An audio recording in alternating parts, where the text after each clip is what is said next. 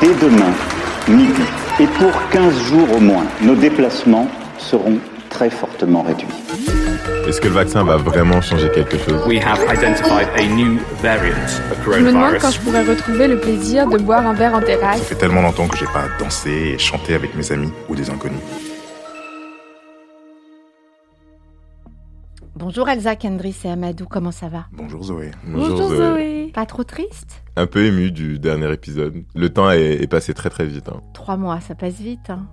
C'est ça. Et moi, j'ai déjà été en vision. Je compte partir dans une communauté écolo et queer en Belgique. Et ceci n'est pas une blague. Et si vous voulez venir avec moi... Non Vous merci y êtes invité. Kendris, non merci. Je te laisse ta communauté écolo-queer en Belgique. Bah Kendris, écoute, va pour la Belgique, on va guindailler et puis c'est l'occasion de découvrir des alternatives vertes. Alors pourquoi pas? Et Amadou, toi, ça te dit? Ouais, c'est un peu trop bobo pour moi. Moi, je vais plutôt faire les universités d'été pour voir quel parti soutenir en 2022. Ça m'étonne pas de toi, Amadou. Bonjour Philippe Descola. Bonjour. Merci d'avoir accepté notre invitation dans le podcast de l'ENS. Philippe Descola, vous êtes anthropologue, professeur au Collège de France, dont vous avez été titulaire de la chaire Anthropologie de la nature jusqu'en 2019. Claude Lévi-Strauss a été votre directeur de thèse. Il reste votre maître. Vous avez mené une enquête ethnographique chez les Achuars en Amazonie, alors que vous aviez à peu près l'âge d'Elsa, de Kendris et d'Amadou. Votre ouvrage Par-delà nature et culture, publié en 2005, a marqué une rupture dans l'histoire de l'anthropologie. Et Philippe Descola, si nous avons souhaité vous rencontrer pour clore notre série d'entretiens, c'est que nous pensons et nous espérons que votre regard sur ce que nous sommes en train de traverser avec cette pandémie mondiale nous donnera des pistes de réflexion et d'action pour penser et construire le monde que nous voulons pour demain. J'espère. Bah moi aussi, j'espère. Philippe Descola, quel regard portez-vous sur cette pandémie et qu'est-ce que le Covid révèle de nos sociétés selon vous? C'est une vaste question. Je dois dire d'abord que je porte sur la pandémie le regard d'un anthropologue qui est familier des sociétés amérindiennes qui ont subi le pire choc épidémique que l'on puisse imaginer entre le XVIe et le XVIIIe siècle à peu près. Pour ce qui est de certaines régions des Amériques, avec des conséquences de l'ordre de 90% de la population disparaissant en quelques années. Et que donc c'est un choc comme peut-être l'humanité n'en avait jamais connu auparavant.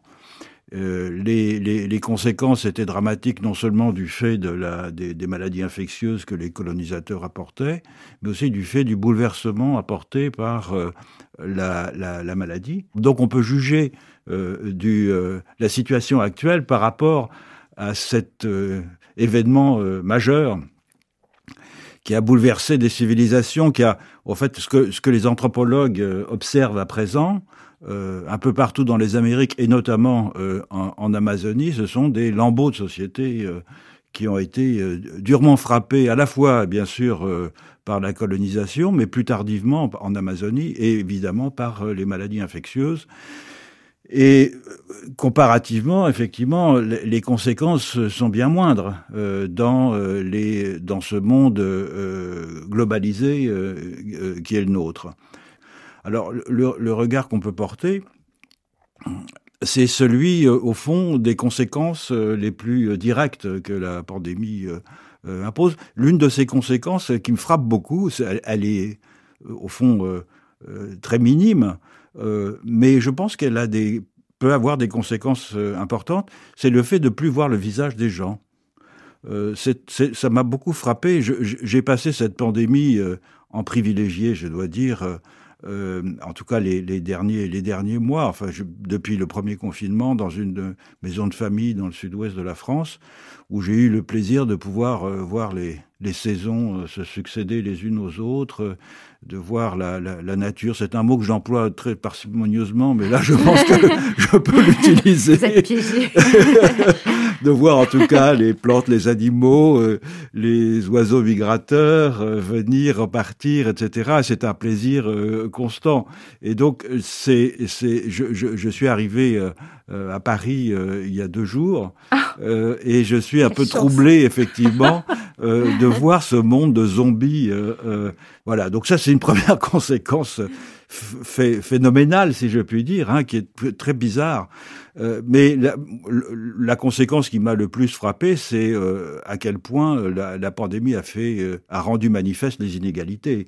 Les inégalités du fait des lieux où l'on habite, du taux, effectivement, des taux extrêmement différents de contamination en fonction des lieux où l'on habite, des inégalités dans le monde, bien sûr, avec certains pays qui sont beaucoup plus frappés que d'autres du fait de l'absence de services de santé ou du faible développement des services de santé. Et puis, le troisième, pour revenir à l'Amazonie, les Amérindiens se sont adaptés aux maladies infectieuses. Ils ont très bien saisi la nature de la contamination, pas véritablement de ce qui les rendait malades, mais que c'était des maladies contagieuses. Et donc, la technique a consisté à se disperser. C'est une habitude qui a été prise d'une certaine façon. Il n'est pas impossible que les formes d'habitat que l'on connaisse actuellement en Amazonie soient une conséquence partielle de cette habitude de la dispersion. Et c'est exactement ce qu'ont fait à l'heure actuelle les Amérindiens en Amazonie pour réagir. Mais malheureusement, ça n'est pas aussi efficace. Les conditions ne sont pas les mêmes que celles qui dominaient au XVIe et au XVIIe siècle. Et il y a beaucoup de morts. Et parce que aussi les villages amérindiens sont loin des services de santé, et donc ces formes d'inégalité sont maintenant tout à fait manifestes. La dernière remarque, c'est je parlais d'inégalité, mais il y a aussi le fait que on a une sorte d'oscillation permanente entre ce qui ressemble à une politique mondiale de prévention et en même temps un égoïsme des États.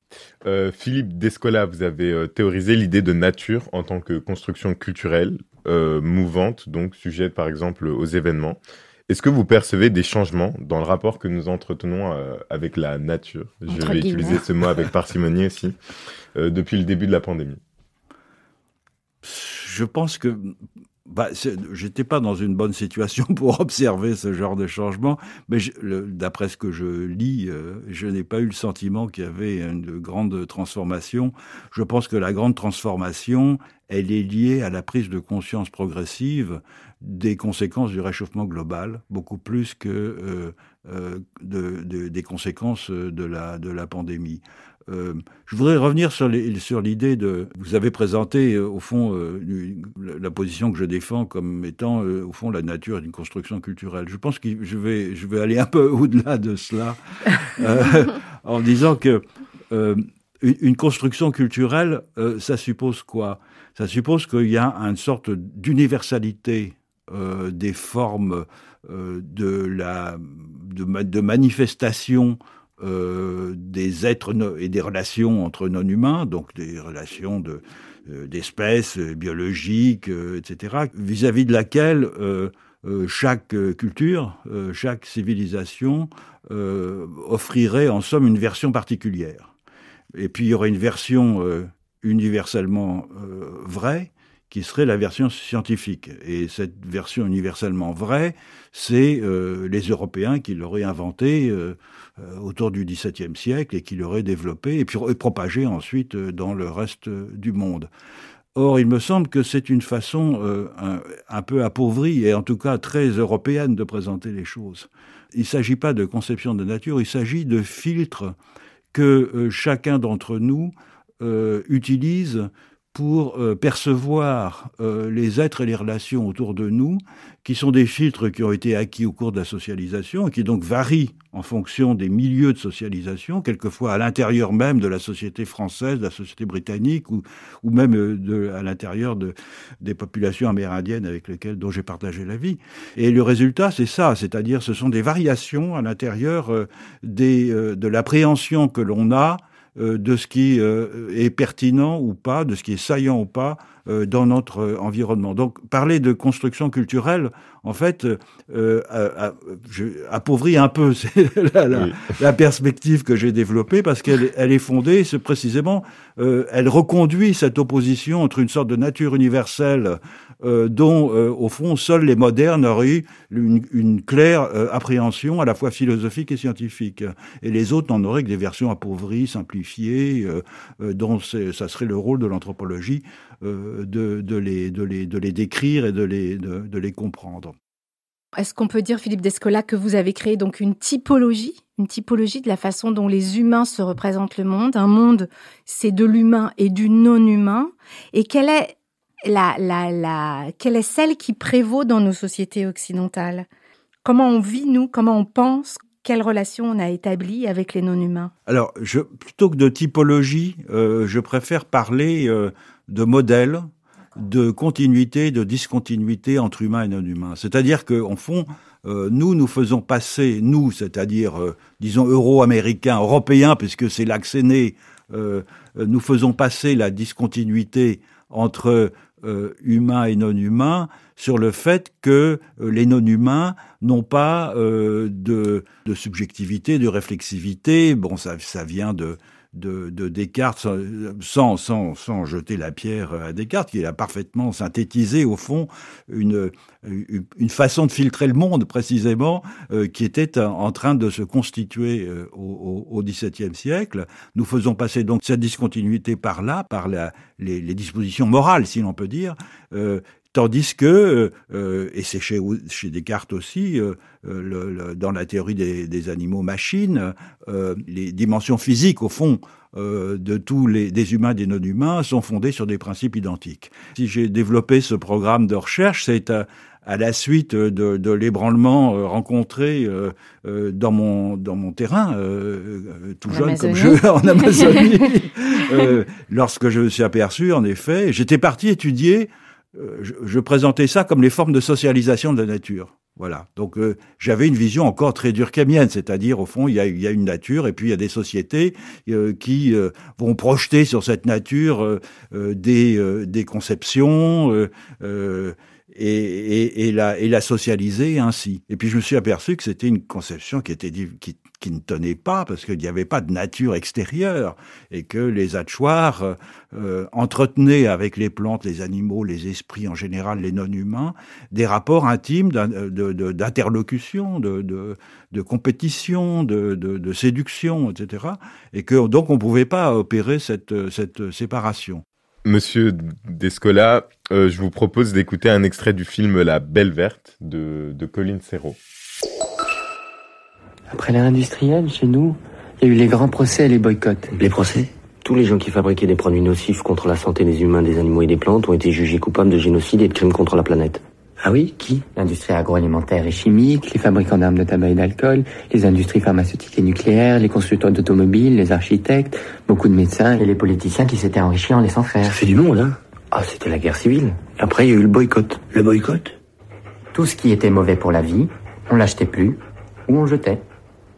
C'était l'arme absolue. Plus d'achat, plus de pouvoir. L'armée et la police pouvaient rien contre le boycott. Comment ça s'appelle déjà cette époque ? Le chaos pré-Renaissance. Ah, il y a quand même eu une renaissance. C'était un extrait du film La Belle Verte de Colin Serrault, sorti en 1996 et qui a connu un échec auprès des critiques lors de sa sortie.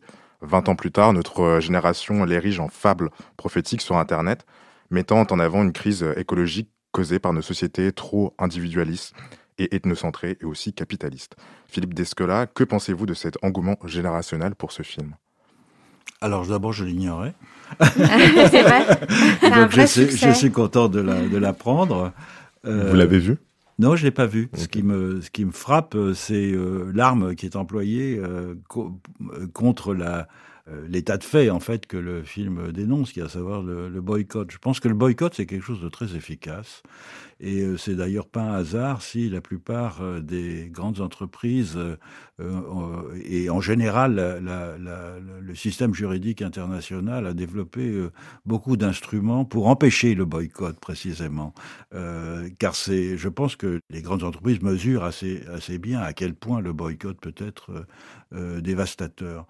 Donc je pense que c'est une des formes possibles de lutte contre le système actuel dont le caractère inégalitaire, comme je l'ai dit tout à l'heure, saute aux yeux. Et ce mouvement qui a mis sur le même plan le désir d'émancipation et le bien-être, la richesse, le développement de ce qu'on appelait en langage marxiste les forces productives, a abouti à la situation présente dans laquelle il est très difficile de découpler les deux, c'est-à-dire précisément une des raisons pour lesquelles la lutte contre le capitalisme à la fois producteur d'inégalités et destructeur de la planète, pour dire les choses simplement, achoppe en quelque sorte. C'est cette idée qu'on entend constamment sous le terme absurde d'écologie punitive, c'est-à-dire on ne va pas revenir comme le dirait le président de la République, à la lampe à huile, on ne va pas, au fond, inverser le sens du progrès. Mais je pense qu'il faut réfléchir sans prôner nécessairement d'inverser le sens du progrès. D'abord, qu'est-ce que c'est que le progrès ? Est-ce que le progrès, c'est l'accumulation infinie des richesses aux dépens de la productivité de la terre ? Et donc, on est dans une période qui est très intéressante intellectuellement parce qu'on sent des frémissements conceptuels pour, au fond, aller abandonner, au fond, les deux grandes philosophies politiques et économiques des 2 derniers siècles, qui étaient d'un côté le libéralisme et de l'autre côté le marxisme-léninisme, et qui, l'une comme l'autre, sont fondées sur l'exploitation infinie des richesses, et donc sur la destruction des ressources, des ressources, même quand j'emploie le terme ressources, en tout cas des capacités de la Terre. Donc voilà, c'est une situation qui est excitante. On avance un peu à tâtons, mais je pense que et votre génération a une responsabilité énorme, si je puis dire, parce que la mienne vous transmet un bâton de relais, si je puis dire, et c'est vous qui allez, au fond, avoir à réfléchir les conditions nouvelles dans lesquelles on peut abandonner ce système, le détruire et le remplacer par autre chose. Philippe Descola, vous avez vécu avec les Indiens Achuar d'Amazonie et vous savez que d'autres systèmes sont possibles.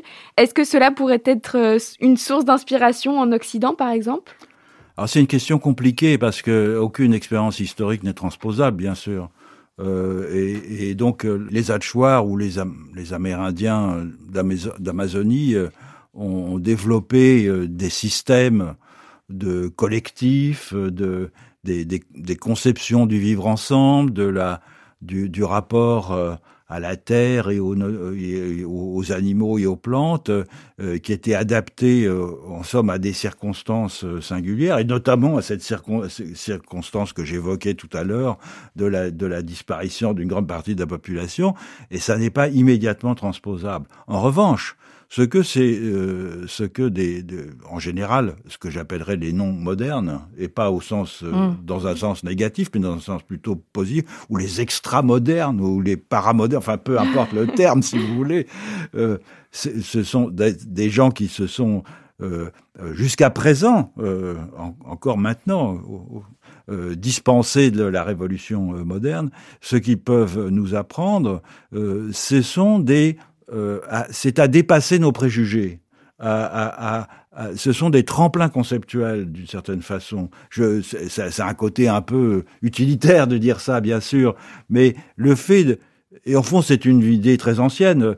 Les anthropologues ne cessent de dire ça depuis des décennies. C'est-à-dire le fait d'avoir partagé la vie de gens dont les valeurs, dont les institutions étaient complètement différentes des nôtres, rend révolutionnaire d'une certaine façon. C'est-à-dire qu'au retour, on regarde avec le regard des gens dont on a partagé la vie, nos propres institutions, on mesure leur caractère injuste, bien sûr certains des bénéfices qu'elles apportent, mais aussi ce qu'elles ont d'exotique, de bizarre. Et donc l'exotisme, c'est-à-dire l'idée de considérer que ce qu'on appelle péjorativement des peuplades vivent de façon bizarre, ont des croyances bizarres, etc. Quand on a partagé la vie de ces peuples-là, c'est l'inverse qui se produit. C'est-à-dire que ce sont nos propres valeurs, ce sont nos propres croyances qui sont mises à nu par cette bizarre au retour. Voilà, par cette expérience. Et donc, de ce point de vue-là, il y a une sorte de moteur réflexif que l'expérience ethnographique propose et qui nous permet d'envisager des solutions différentes. Parce que, au fond, quand on est enfermé dans ce que Hartog appelle le présentisme, c'est-à-dire il est très très difficile de sortir de l'idée que demain sera légèrement différent d'aujourd'hui, bien sûr, mais pas complètement différent parce que on suivra cette même voie. Et lorsqu'on voit des alternatives qui sont incommensurables, incompatibles, à ce moment-là, on s'aperçoit que, eh bien oui, il y a des possibilités, mais c'est des possibilités qui impliquent des bouleversements majeurs. Voilà. On vous propose, Monsieur Descola, d'écouter Kelsey Leonard, première américaine amérindienne diplômée de l'université d'Oxford, qui explique dans une conférence TED pourquoi les lacs et les rivières devraient avoir les mêmes droits que les humains. Good day, everyone. Bonjour à tout le monde. Je fais partie de la nation Shinnecock. Merci à la tribu Cahuilla qui aujourd'hui nous accueille sur sa terre. On m'a appris que l'eau est vivante. Elle peut entendre et garder en mémoire. Aujourd'hui, j'ai donc amené un récipient d'eau car je veux qu'il retienne nos conversations. C'est quoi l'eau ? Vous répondrez peut-être la pluie, les océans, les lacs, les fleuves, H2O, un liquide. Peut-être même que vous comprendrez son caractère primordial et sacré et vous direz que l'eau, c'est la vie. Mais si je vous demandais plutôt qui est l'eau, de la même façon, j'aurais pu aussi vous demander qui est votre grand-mère, qui est votre sœur. Ce type d'approche modifie fondamentalement notre manière de penser à l'eau, notre façon de prendre des décisions sur la manière de préserver l'eau. Mais par-dessus tout, au minimum, je vous demande de vous faire la promesse que chaque jour vous vous demanderez « Qu'ai-je fait pour l'eau aujourd'hui ?» Philippe Descola, quel rapport entretenez-vous avec les non-humains et est-ce qu'il vous arrive de parler à l'eau, aux plantes ou aux fleurs, par exemple? Comme disait cette femme, justement. Est-ce que vous... Surtout en ce moment, oui. Enfin, en ce moment, depuis quelques mois que je vis dans une maison isolée en pleine forêt. Je le faisais un peu avant, mais je le fais de façon beaucoup plus systématique maintenant, notamment de parler aux oiseaux. Et alors, qu'est-ce que vous leur dites ? Je les salue tout simplement. Vous leur dites juste bonjour le matin ? Oui, bien sûr. Quand le rouge-gorge vient, la première fois que je vois le rouge-gorge le matin, la première fois que je vois une bergeronnette ou une citelle, oui, je les salue. C'est très difficile pour quelqu'un élevé dans un univers naturaliste comme nous tous, d'entretenir des rapports d'interlocution avec les plantes et les animaux. On le fait à l'occasion, bien sûr avec les animaux domestiques, mais aussi, comme je viens de le dire, avec les animaux sauvages. Mais plus important, et ce qui ressort de cette conférence, c'est le fait que considérer les plantes et les animaux comme des interlocuteurs à l'intérieur d'un monde particulier, à l'intérieur, disons, d'un écosystème, pour employer le terme savant, d'un biome, c'est considérer qu'au fond, on a à l'intérieur de cet ensemble, sans doute, une activité perturbatrice beaucoup plus importante que celle de la plupart des non-humains avec lesquels on interagit, mais qui, néanmoins, doit contribuer à ce que chacun d'entre eux puisse, au fond, développer ses potentialités correctement. Et qu'est-ce que ça veut dire ? Ça veut dire tout simplement que, j'évoquais tout à l'heure l'idée de l'individualisme possessif, c'est-à-dire au fond cette idée que du fait que nous possédons notre corps, nous pouvons interagir entre nous comme des petits propriétaires, échangeant des biens extraits au fond de la planète sous forme de marchandises. Cette idée qui domine au fond depuis le XVIIIe siècle, enfin qui domine dans les cercles économiques et par après dans les cercles politiques. Cette idée, elle est fondée sur le fait que les humains ont une prééminence dans la capacité de s'approprier le monde. Or, ce que les Amérindiens, et ce qu'on vient d'entendre, montrent, c'est qu'à l'inverse, ce sont des morceaux du monde qui ont, au fond, des droits sur nous. Et c'est pour ça que je trouve très intéressant ce qui se passe en ce moment dans différentes régions du monde, où l'on confère non pas des droits à la nature, parce que au fond la nature c'est une abstraction inventée par les Européens, et donc en tant que telle la nature n'a pas de droit, puisque pas plus que le concept de substance par exemple n'aurait des droits, hein. C'est une abstraction. En revanche, des milieux de vie peuvent avoir des droits, c'est-à-dire, au fond, un statut de sujet, soit une personnalité juridique, soit d'autres façons de le concevoir, qui, en quelque sorte, pourrait irriguer les droits que les humains, dont les humains disposent. Alors, vous pensez par exemple au Gange ? Alors le Gange, c'est un cas un peu particulier. On lui a accordé un statut de personne morale ? Oui, je pas tellement au Gange que je pense. C'est plutôt à la rivière Wanganui en Nouvelle-Zélande. C'est en Colombie le Rio Trato. C'est des cas qui ont été bien examinés et qui sont intéressants parce qu'ils sont fondés sur des demandes faites par les riverains pour que ces droits soient concédés et qui, d'une certaine façon, se dépossèdent de leurs propres droits pour en confier une partie. C'est un peu comme le contrat social, d'une certaine façon, inversé. Hein, le contrat social dans lequel, dans l'état de nature, les humains décident de déléguer une partie de leur souveraineté individuelle aux souverains pour mettre fin à la guerre civile. Eh bien là, ce sont des habitants des rives de ces fleuves qui se dépossèdent. Alors c'est une situation la plus compliquée, mais enfin en tout cas qui acceptent de se déposséder d'une partie de leurs droits pour que, en retour, l'endroit qu'ils habitent leur confère des droits d'existence dans ce lieu. Donc ça, c'est très intéressant philosophiquement parce que ça va à l'encontre d'une conception du droit comme droit d'user et d'abuser, hein, sur des objets meubles et immeubles par des personnes humaines dotées de cette capacité juridique de se les accaparer. Alors Philippe Descola, justement, est-ce qu'il faut imaginer de nouvelles institutions qui permettent de gouverner la vie de l'ensemble des êtres vivants, humains et non humains ? Est-ce que bien sûr, serait ça la rupture ? Il faut certainement envisager de nouvelles institutions, ça c'est certain, mais je pense que elles sont... ça n'est que par la lutte que ces institutions vont émerger. Je ne vois pas un groupe de savants aussi brillants soient-ils qui, se réunissant entre eux, vont pouvoir, comme on l'a fait à certains moments, inventer les nouvelles institutions qui rendraient possible cette cohabitation. Ça sera peut-être le cas, mais ils seront à ce moment-là plutôt l'effet, au fond, de demandes populaires, si je puis dire.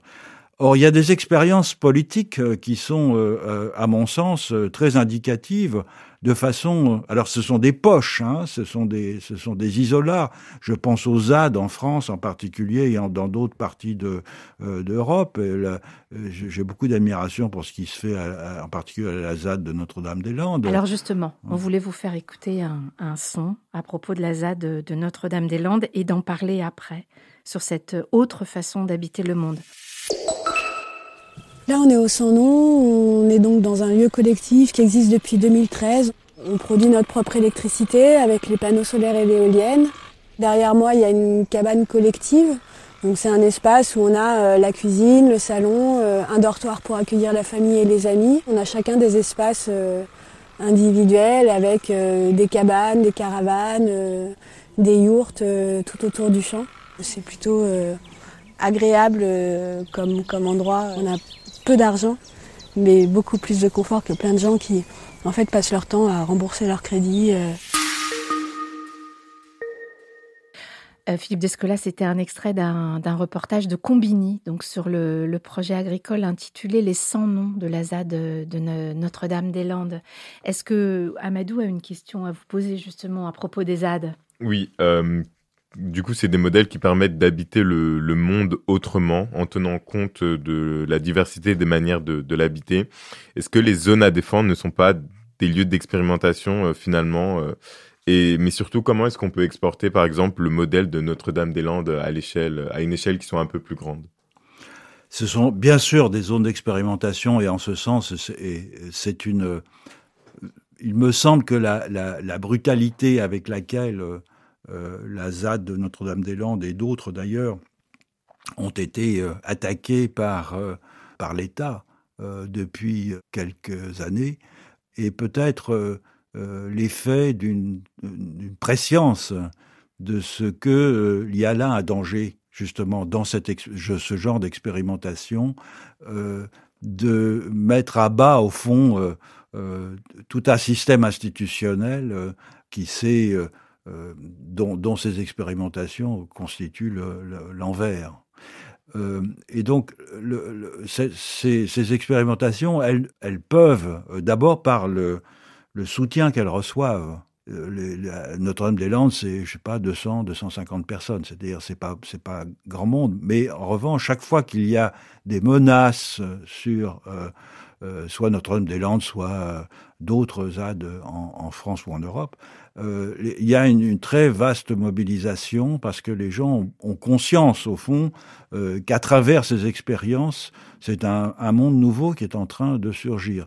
Et donc, plutôt que parler de généralisation, c'est abstrait aussi. Ouais. Je pense qu'une généralisation sera possible lorsque de plus en plus de zones à défendre se constitueront en Europe et par l'effet d'exemple qu'elles provoqueront inciteront les gens à changer d'avis. Une des choses qui m'a frappé à Notre-Dame-des-Landes, c'est que on aurait pu imaginer une sorte de bulle à l'intérieur d'un monde très différent. Et en réalité, les zadistes entretiennent des liens avec tout le tissu rural et périurbain du voisinage. Au début, ils étaient mal compris, et maintenant, de plus en plus, ils sont la nature de leur projet est compris et accepté. Alors, est-ce que ça veut dire que la ZAD, justement, ça pourrait être une des formes de lutte dont vous parliez tout à l'heure ? Tout à fait. Vous pensez que ça, c'est une des... Je pense, oui, tout à fait, parce que avoir sous les yeux ce genre d'expérience, je l'ai dit ailleurs, je pense que c'est une des expériences les plus originales depuis la Commune de Paris. En espérant qu'elle ne se termine pas comme la Commune de Paris, justement. Et c'est précisément ce caractère exemplaire qui attire l'attention. Lorsque je parle à des gens qui ne sont pas familiers du sujet de la ZAD de Notre-Dame-des-Landes, on dit mais c'est fini maintenant, ils ont gagné l'exemple d'occuper un espace autrement en essayant d'échapper aux contraintes du productivisme et du consumérisme, je pense, attire l'attention et c'est pour ça que parler de cette expérience est important. Est-ce qu'une des solutions pour le futur résiderait peut-être en un enseignement précoce de l'anthropologie, mais aussi on peut imaginer de l'écologie et de la diversité à intégrer peut-être dans le parcours scolaire ? Oui. Ça fait des années que j'essaye de défendre cette position. Exactement. L'anthropologie et l'écologie, pour ne prendre que ces deux sciences, ce sont des sciences de la complexité et ce sont des sciences des interactions entre les organismes, si on veut, ou entre des êtres, entre des humains et des non-humains, etc. Et la méconnaissance de ces deux sciences est absolument dramatique. Je ne peux qu'applaudir des deux mains, les enseigner le plus tôt possible, et les enseigner aussi pour une autre raison.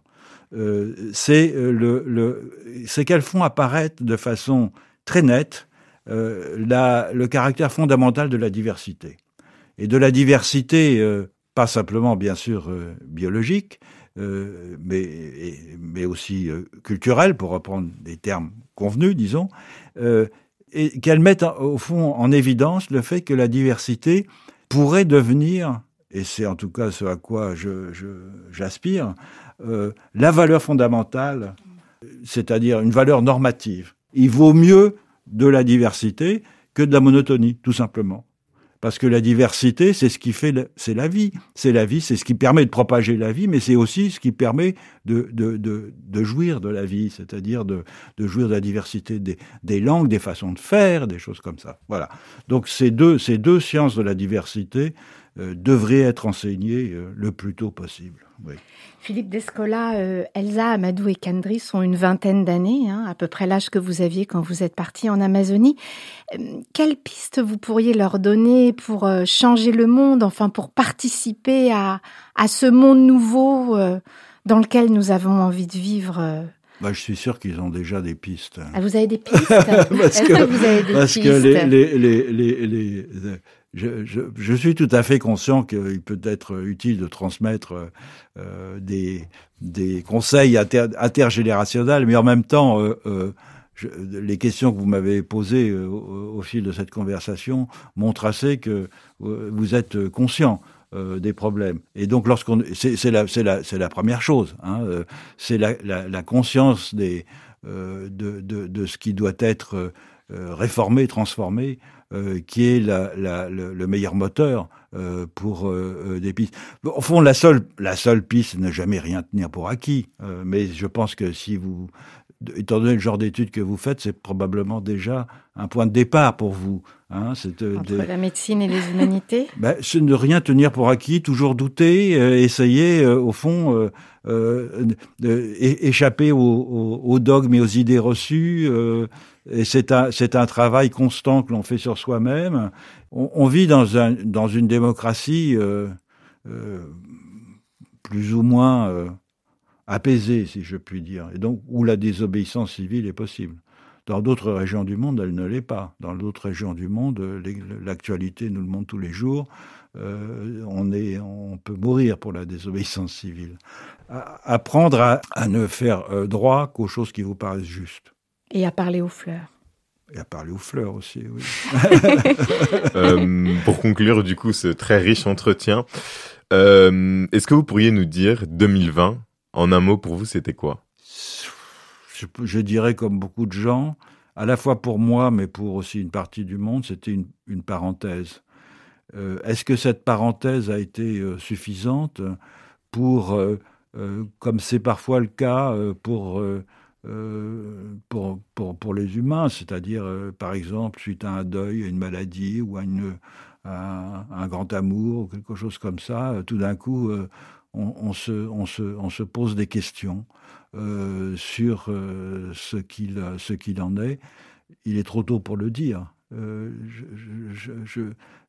La frénésie avec laquelle on s'efforce de revenir, au fond, aux terrasses, au monde d'avant. C'est très bien les terrasses, la sociabilité, c'est formidable. Ça nous a beaucoup manqué. Ça manque beaucoup, mais ça ne devrait pas être la seule solution, en somme, à ce mouvement de suspendu dans le temps que nous venons de traverser, qui n'est d'ailleurs peut-être pas terminé. Espérons que ça change un peu les choses. On peut l'espérer, mais je suis pas sûr que cette pandémie soit le moteur nécessaire. Moi, je pense beaucoup plus que la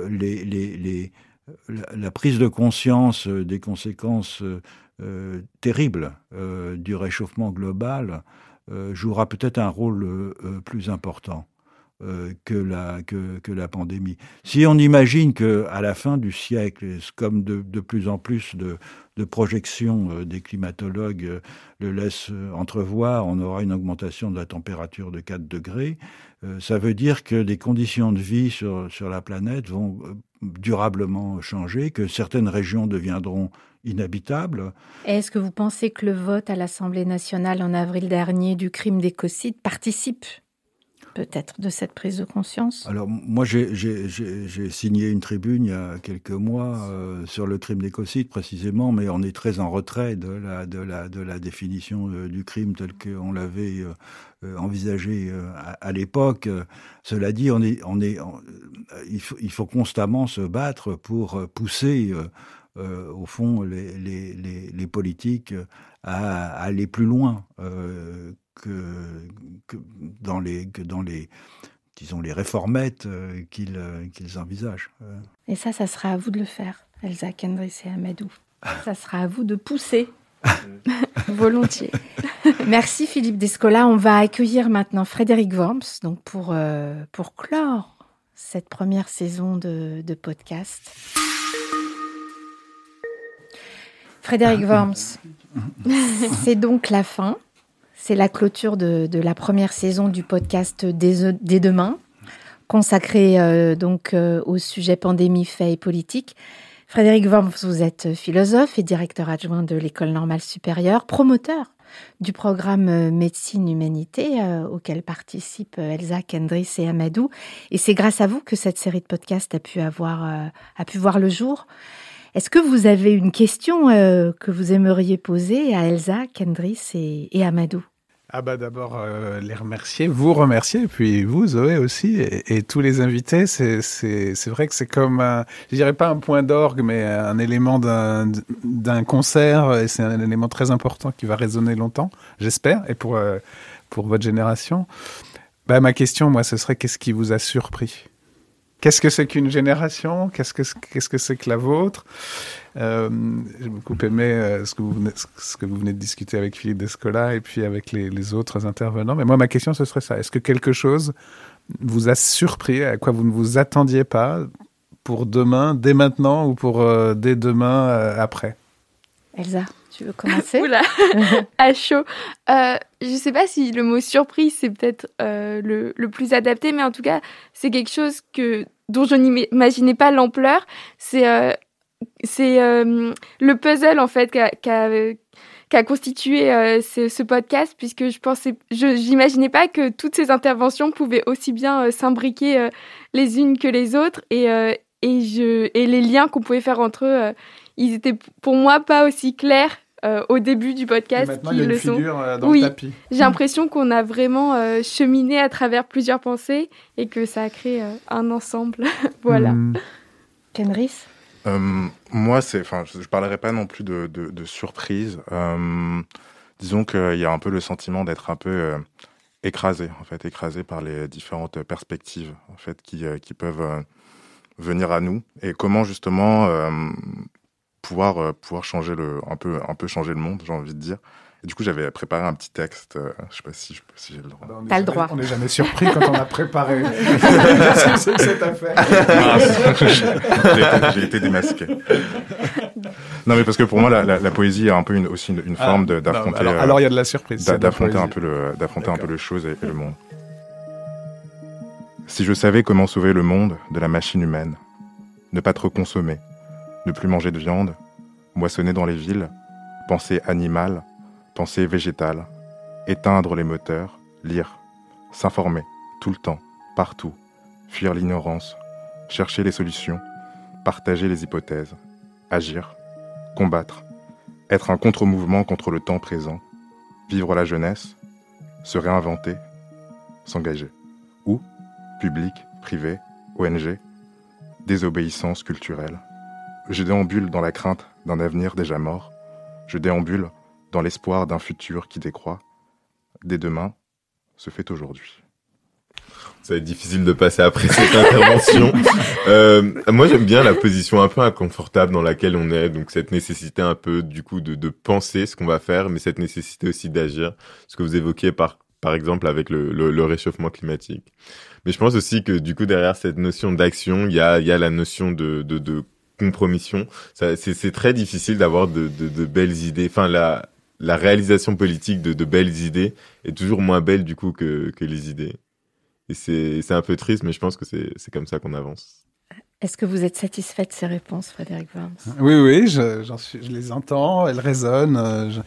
Oui, je pense vous que êtes ému ? entre le prisme un peu d'une pensée, l'expression poétique que je trouvais très très forte, et puis la question de l'action. Oui, je pense que c'est un beau prisme. Et ça nous ressemble à tous quand même. On va pas dire eux et nous quand même. Non, pas encore. Vous ne me ferez pas dire ça. Frédéric Worms, moi j'ai une question à vous poser pour conclure cette série d'entretiens. Dans l'un de vos derniers ouvrages, Vivre en temps réel, vous écrivez que cette pandémie pourrait être une chance de construire un monde plus juste. Est-ce que vous y croyez vraiment ?